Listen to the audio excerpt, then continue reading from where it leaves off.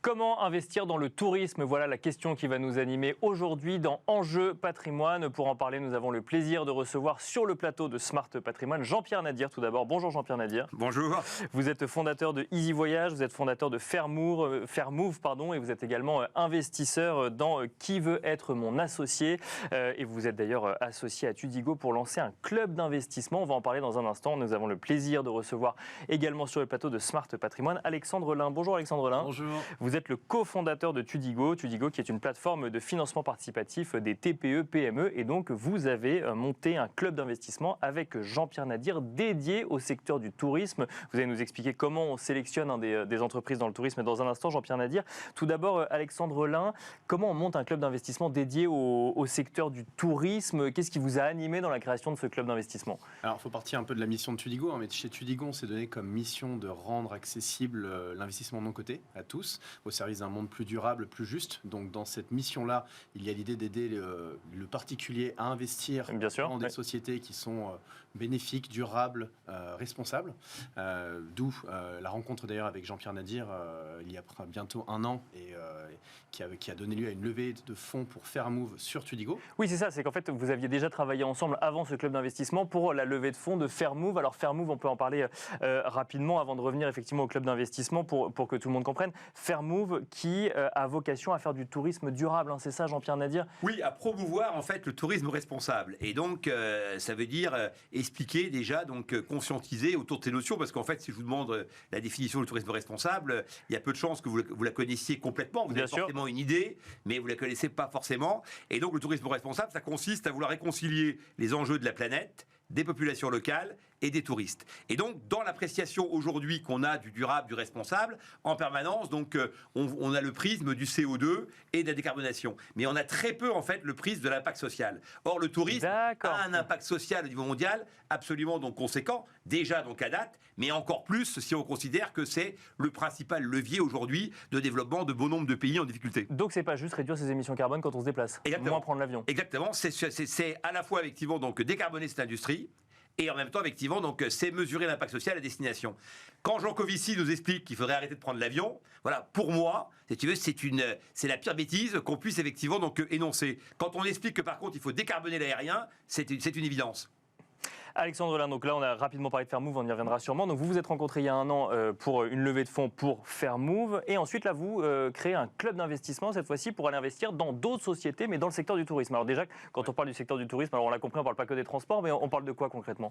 On parle d'entreprises qui viennent disrupter les usages grâce au digital dans le secteur du tourisme, dans le cadre de la thèse d'investissement Fairmove, d'entreprises qui vont rendre le tourisme au plus global, hein, c'est-à-dire que ça va du transport à l'hébergement, en passant par l'alimentation, les énergies renouvelables, le traitement de l'eau. C'est extrêmement large. Donc, on va retrouver des entreprises qui sont dans le secteur de l'intelligence artificielle, dans les biotech, des entreprises dans le digital également. Toujours, donc en fait, derrière cette thématique tourisme, on peut aller investir dans le digital, par exemple? Oui, tout à fait, ouais, tout à fait. Vous allez, on en avait par exemple, vous allez avoir des entreprises qui vont permettre aux voyageurs, par exemple, de voyager de manière plus responsable. C'est le cas par exemple de Fairmove, on est dans le digital. On a également des entreprises qui permettent de venir partager le transport, de trouver des modes de transport plus durables également pour arriver à destination. Ouais. Une entreprise d'ailleurs qui a été financée sur Tudigo et dans laquelle Jean-Pierre Nadir est actionnaire, qui est Tic Tac Trip, qui permet de faire un trajet multimodal via une seule et même plateforme, donc de permettre à un voyageur qui aurait privilégié l'avion de voyager avec une combinaison train, bus, d'accord, et donc de comprendre effectivement que ça existe alors qu'on ne le sait pas forcément, par exemple. Exactement. Jean-Pierre Nadir, le secteur du tourisme, vous le connaissez depuis longtemps, on a parlé de Fairmove, avant ça vous avez fondé donc Easy Voyage. On pourrait se dire aujourd'hui que lorsque l'on veut justement faire du tourisme responsable ou durable, c'est forcément du circuit court, c'est arrêter d'aller à l'autre bout de la planète, mais c'est commencer par visiter son pays ou les pays aux alentours. Moi, je ne crois pas du tout à ça.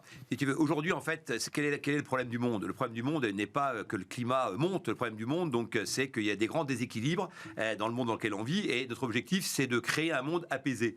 Dans ce monde apaisé, il y a 3 milliards de gens aujourd'hui qui vivent avec moins de $2 par jour. Ces gens-là, donc, ils vivent tous dans des pays qui sont défavorisés et à qui on va expliquer qu'il va falloir qu'ils restent chez eux. Parce que de toute façon, effectivement, donc, on va ici tout fermer. Donc, en fait, on est bien dans une logique économique, ou au contraire, il faut à destination créer de la richesse pour pouvoir effectivement donc la répartir, faire en sorte que les gens s'épanouissent sur leur sol et donc créer donc un maximum d'emplois et de valeur. Or, les deux principaux leviers d'emploi du monde, que sont donc le manufacturier ou l'agriculture, sont deux leviers qui sont fortement en baisse dans ces pays. Manufacturier, c'est 2 à 3% de moins d'emplois dans le monde chaque année. Pourquoi ? Parce que la machine remplace tout et les Chinois piquent tout. Donc les deux réunis font qu'il ne reste pas grand-chose pour les autres. Deuxième, effectivement, donc secteur, l'agriculture. L'agriculture, aujourd'hui, l'agriculture industrielle dans un pays comme les États-Unis, un gars avec un tracteur fait 400 hectares tout seul. Donc là où avant, il fallait 6 personnes pour un hectare. Donc dans ces pays, Madagascar, le Sénégal, pour en citer quelques-uns, même la Tunisie, quel est l'avenir pour ces pays ? Donc il faut conserver l'économie touristique, c'est ça ? Il faut préserver une économie. Donc moi, je veux bien qu'on m'explique laquelle. Et moi, la seule que je vois, c'est le tourisme. Parce que le tourisme, comme l'a très bien expliqué Alexandre, c'est au cœur de tous les modèles de réinvention. C'est au cœur de l'éco-bâti, c'est au cœur du traitement des eaux, c'est au cœur des énergies propres, c'est au cœur de la relocalisation. Vous savez que l'empreinte carbone, 50% de l'empreinte carbone mondiale, c'est les importations.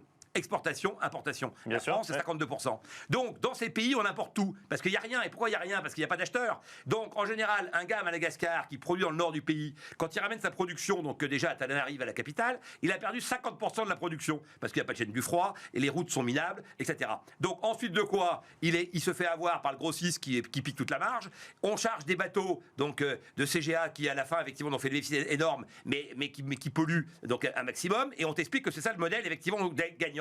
Absolument pas. Moi, je dis que manger une mangue à l'île Maurice à la bonne saison, par un touriste qui est venu en avion, en vol direct, eh bien, ça a moins d'empreinte carbone que de la manger ici. Pareil pour les tomates cerises. Les tomates cerises du Maroc, on va peut-être pas faire tous les légumes et tous les fruits, non, effectivement. Mais c'est important d'avoir des éléments concrets. Non, bien sûr. Si tu veux, ce qui est important, effectivement, c'est de bien comprendre de quoi on parle. Les gens, en fait, ont un prisme qui est un tout petit modèle. En fait, il faut avoir une vue complète des systèmes. Voilà. Et quand on a une vue complète des systèmes, alors le tourisme devient non pas le problème, mais la solution. Si on vient alors au-delà du transport, effectivement, qu'on a mentionné, sur l'impact social concrètement, comment est-ce que demain, un touriste qui va à l'autre bout du monde peut avoir un impact social plus concret que ce qu'il a aujourd'hui ?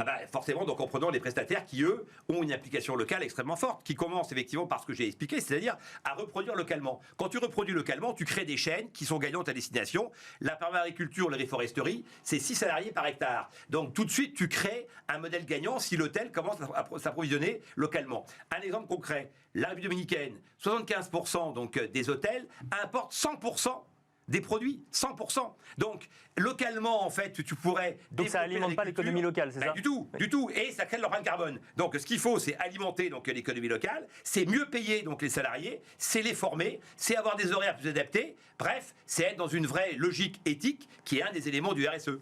Jean-Pierre Nadir, si je reviens sur le club d'investissement, alors il est prévu que vous identifiez notamment les entreprises de demain dans le secteur du tourisme. Est-ce que ce sera forcément avec un biais durable ou ça va être beaucoup plus large, effectivement, que cela ? Non, c'est vraiment dans l'idée, effectivement, de dire que tous ces modèles de réinvention vont se faire autour de ces considérations. L'avenir du tourisme, en fait, c'est effectivement d'accompagner aujourd'hui la transition écologique du secteur, que ce soit celle de l'hôtellerie ou effectivement celle du transport. Et ça tombe bien parce qu'il y a en France plein de start-up qui effectivement essayent d'apporter leur contribution. Vous avez un salon Food Tech qui illustre très bien la chose. Vous avez plus de 300 exposants avec que les start-upers qui ont tous des solutions assez géniales, mais qui ont du mal à se financer parce qu'en fait le démarrage est toujours plus compliqué. En fait, tu as un peu de love money. Ensuite, effectivement, tu vas aller voir des fonds, mais entre les deux, c'est bien d'avoir un accompagnement. Et puis, c'est bien surtout d'avoir un peu de mentorat pour ouvrir en fait le réseau. Et c'est ce qu'on va faire. On va apporter les deux éléments du mentorat, de l'expertise, et puis de l'accompagnement et du carnet d'adresse. Avant, ce qu'on apporte vraiment en plus via le club d'investissement, parce que sur Tudigo, en fait, on reçoit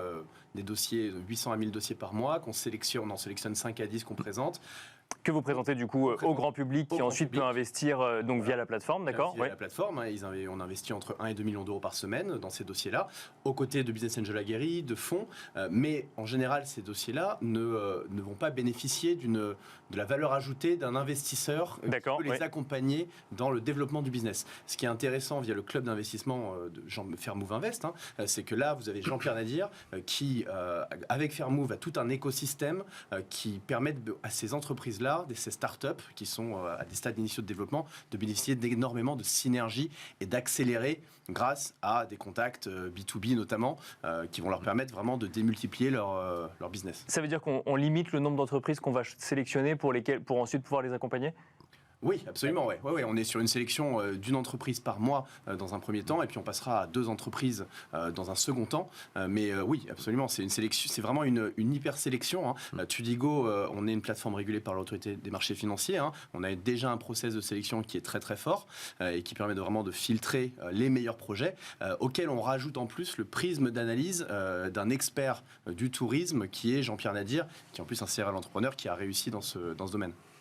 Bon, alors concrètement, vous allez les accompagner comment, Jean-Pierre Nadir, ces entreprises? Vous commencez déjà à en accompagner ou vous en avez peut-être déjà identifié certaines aujourd'hui? Je suis investisseur de longue date, donc en fait, comme ça a été indiqué, donc j'ai déjà investi dans différentes entreprises, donc soit effectivement donc dans le tourisme, soit en dehors, donc au travers de l'émission que vous avez rappelé qui est dans l'associé, donc où on rappelle qu'on n'est pas donc des jurys, on est des investisseurs, on vient avec notre argent, bien sûr, c'est l'argent qu'on met dans les boîtes, donc et il nous faut en 1 heure donc juger et jauger de la capacité effectivement à investir, donc je pense que j'ai une bonne vista, à la fois parce que ça fait 30 ans que je connais le secteur, et donc moi je crois beaucoup donc à l'expertise sectorielle. Je pense qu'en fait, quand on investit dans tous les domaines, c'est quand même compliqué effectivement donc d'avoir une thèse et de se forger des convictions. Donc moi, je connais bien le tourisme et donc j'en connais bien donc les besoins, et donc je peux sentir effectivement et ressentir quelles sont les entreprises qui vont pouvoir se développer. Et puis surtout, je pense que j'ai développé une bonne expertise sur comment accompagner intelligemment les hommes, c'est-à-dire à la fois pour les aider, les stimuler, les pousser, mais en même temps sans les brider, parce qu'il n'y a rien de pire effectivement que de brider donc un créateur d'entreprise.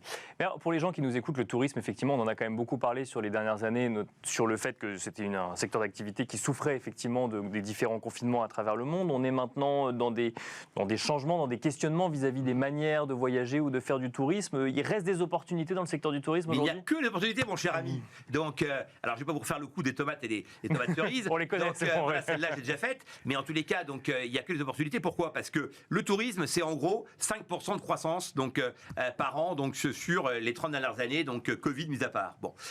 Donc c'est une industrie qui ne cesse effectivement donc, de se développer. Le tourisme, c'est l'un des 2-3 grands désirs énoncés par l'ensemble de l'humanité quand on leur demande ce qu'ils voudront faire le jour où ils auront un peu d'argent. Et donc aujourd'hui, ce qui fait le tourisme, ce sont les primo-voyageants, c'est-à-dire les Chinois qui essaient la consommation et les fameux Indiens qui vont être aujourd'hui donc la population numéro 1 mondiale. Chaque fois qu'un ingénieur indien touche son premier salaire, la première chose qu'il veut, c'est aller voir la Tour Eiffel. Et donc aujourd'hui, on peut expliquer qu'on va empêcher tout ça, ça ne marchera jamais. Donc ce qu'il faut, c'est accompagner, c'est expliquer, c'est conscientiser, c'est décarboner et c'est upgrader tous les leviers qui sont à notre disposition dans le monde du voyage, et ça ouvre des opportunités absolument incroyables. Le voyage aujourd'hui est sans doute le nouvel Eldorado des green tech. Bon alors Alexandre, là, un petit mot quand même sur les investisseurs. À présent, on a beaucoup parlé des entreprises. Concrètement, ce club d'investissement, il est ouvert à tout le monde, mais il y a un nombre de personnes limitées qui au final pourront y avoir accès. Oui, tout à fait. Ouais. Nombre de personnes limitées, pourquoi? Parce que nombre d'opportunités d'investissement également limitées. Donc en entrant dans le club, vous avez une adhésion qui est payante. Donc tous les membres du club doivent pouvoir avoir accès à l'investissement dans les projets qui sont présentés. D'accord. Donc on limite le nombre d'adhérents à 500 aujourd'hui. Il sera étendu à 1000 demain pour pouvoir permettre à tous d'entrer dans chacun des deals qui seront présentés. Donc une adhésion payante pour ensuite avoir accès aux propositions d'investissement et choisir ensuite si on investit dans les projets identifiés par Tudigo et Jean-Pierre Nadir. Pourquoi un petit ticket d'entrée? Parce que c'est 1000 €. Donc pourquoi ce ticket? Pour montrer la bonne volonté des gens de vouloir adhérer à ce club pour investir ensuite. Parce qu'ensuite, quand on va présenter les dossiers, si personne n'investit donc, dans les dossiers en question, ce sera à peine perdu. Donc toute la problématique, c'est que nous, on va mettre 5% systématiquement, voire peut-être plus, pour créer donc, l'effet de levier et montrer qu'effectivement donc, le niveau de croyance qu'on a dans le dossier en question. Quand vous dites ensuite, nous, c'est vous, Jean-Pierre Nadir, non, qui allez investir. C'est Fairmove, d'accord. Peut-être que là, certains posent la question, j'ai reçu beaucoup de questions à ce sujet-là, sans savoir si moi je mettrais également. Pourquoi pas? Je verrai, en tous les cas, je vais privilégier déjà donc, les 500 donc, qui seront avec nous, sachant que par exemple, le Tic Tac Trip donc, qu'on a évoqué tout à l'heure, on l'aurait fait sur Fairmove si effectivement donc, on a vu le club d'investissement. À l'époque, moi je l'ai fait seul parce que j'estimais justement que cette start-up avait un vrai impact donc, dans mon secteur et qu'il était important qu'on puisse l'aider à se développer. Dernière question, donc effectivement on investit, ensuite on choisit les projets sur lesquels on investit. Tudigo analyse également les sociétés quand même, j'imagine. Il y a le flair de l'entrepreneur et l'analyse financière quand même. La particularité entre des clubs d'investissement privés un peu obscurs qui ont émergé ces 2 dernières années et le club d'investissement qu'on fait là aujourd'hui avec Fairmove et Jean-Pierre Nadir, c'est que vous avez une plateforme régulée directement par l'autorité des marchés financiers avec toute la rigueur, l'expertise et les process de sélection de la plateforme. Le projet qui arrive sur le club d'investissement Fairmove Invest, il a été déjà validé par Tudigo. D'accord. C'est un projet qui est doublement validé par Tudigo et par Jean-Pierre Nadir. Ce qui n'empêche que ça reste des investissements risqués quand même, précisons-le. Ça reste des investissements risqués. Nous, notre travail au quotidien, c'est vraiment de réaliser des audits stratégiques financiers, extra-financiers, pour sélectionner et négocier les meilleures conditions d'investissement. Et encore une fois, aujourd'hui, et d'ailleurs, on le voit de plus en plus, on investit aux côtés des fonds d'investissement, des fonds de capital risque, aux mêmes conditions.